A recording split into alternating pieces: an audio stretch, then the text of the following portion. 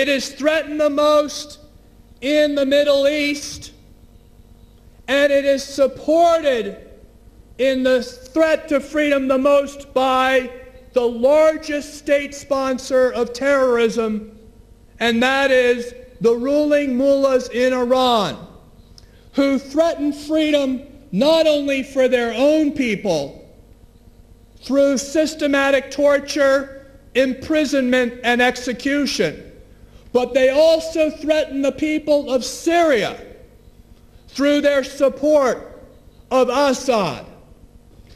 Just imagine what we are talking about today, and that is changing the system, the political system in Iran, because the system that allows that violence, the system of totalitarianism, the system of theocracy backed by the brutal repression and torture and imprisonment and murder by the government of Iran of its people. We are here to commit ourselves to the process of stopping it. I salute Madam Rajvi. I salute her courage and the leadership of all of you, because your fight is our fight. We live in a small world. It is getting smaller every day, and therefore we cannot look at the threat of Iran as a threat that is existing somewhere else. It is a threat to us as a people around the world, and it's a threat to human rights. I would say that for us to move forward, as has been said, we not only need to be about a new Iran, we need to think of how we get to a new Iran. And as has been said before, that is a political process. It means supporting the MEK, which is the most organized and political and credible resistance organization that allows all of us to come together to provide a political change in Iran. Now, people say that's very difficult to imagine. I'm here to say I don't believe that the current regime in Tehran is going to last long. The economy of Iran is in a free fall.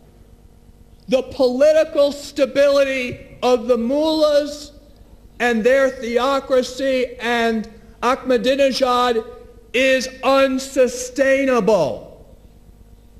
And the world community is focused on Iran because of the nuclear threat.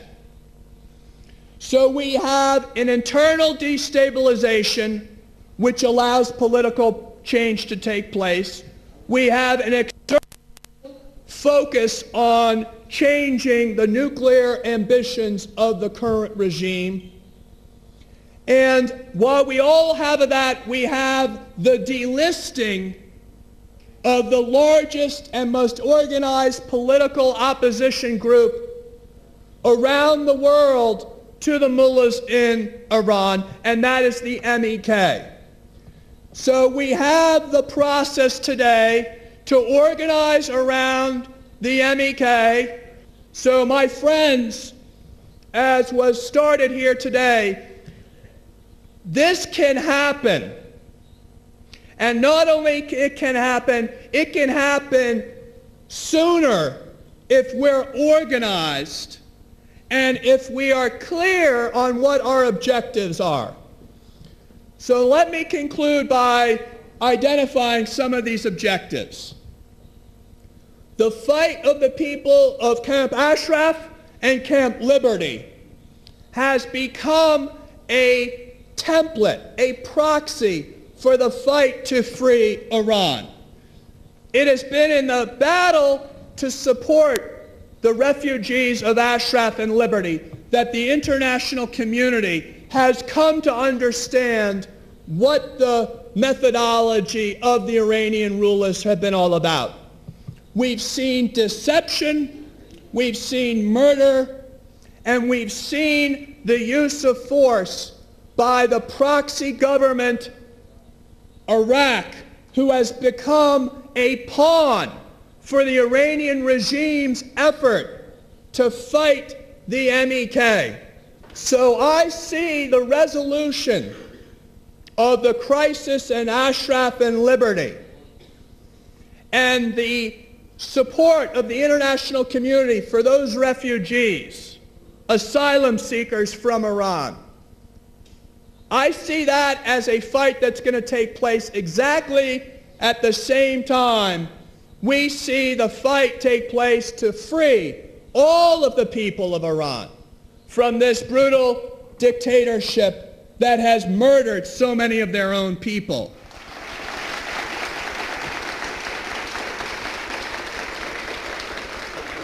Entonces, nosotros, conjuntos, puedo ganar esta lucha para los derechos humanos cuando lucha totalmente conjuntos, y necesito el apoyo particularmente de España para los refugees en Camp Liberty and Camp Ashraf.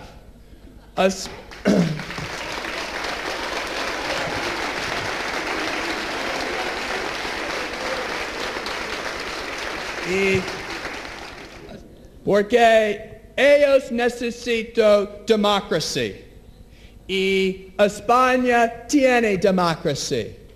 Últimamente Irán voy a, ¿cómo se dice? Tener democracia. Entonces es un lucha de todos. Gracias.